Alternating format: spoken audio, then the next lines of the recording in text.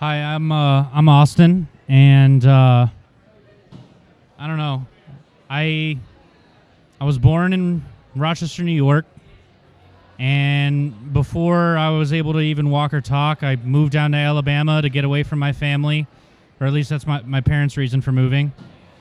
I lived there for most of my life, and I never really knew what negativity was then, because I don't know, the general vibe or the aura down there kind of was, I don't know, more positive. And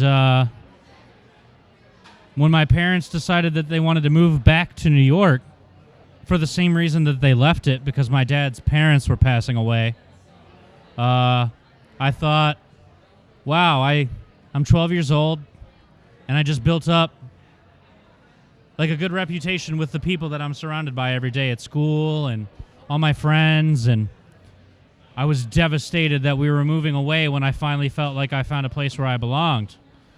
And then I moved here, and every single day for the rest of middle school in New York, I was called Alabama. No one knew my actual name because they just found out that I was from Alabama, heard a southern accent, and chose to say Alabama instead of trying to figure out anything about me.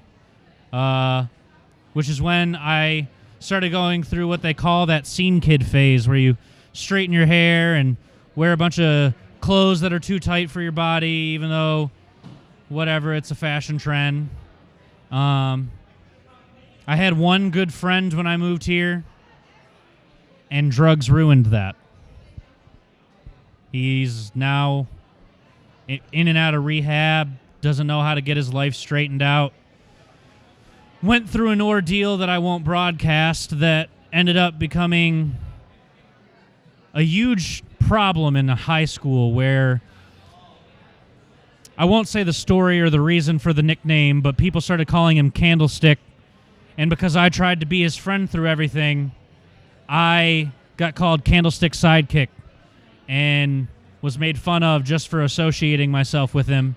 And I tried to stay remaining his friend, but he then assumed that I was also talking about him behind his back, and he started doing things to me like sleeping with the people I dated, or trying to find people to fight me at random locations where I just so happened to be. And I don't know, it was really devastating to have to go through that when you thought the person was your best friend. And that guy is the one who introduced me to the music that I'm currently here to listen to. And ever since I heard Underoath for the first time, all I ever wanted to do was make music. I taught myself how to scream. It took me like 3 years before I actually sounded any good. For the first 3 years, I sounded like a frog that was croaking to death. I had a lot of depression because of all that stuff, and I didn't know how to cope with it, and Underoath kind of filled that void for me and made it so that way even though I didn't have any of my own mechanisms to cope with my depression, I still had something to vent it through. And something that was really awesome about teaching myself how to scream was that it doesn't matter what I'm screaming. It doesn't matter what song it is. It doesn't matter what the lyrics are. It just feels like venting. Like I'm getting it all off my chest, even though I might not be expressing how I feel. And I don't know.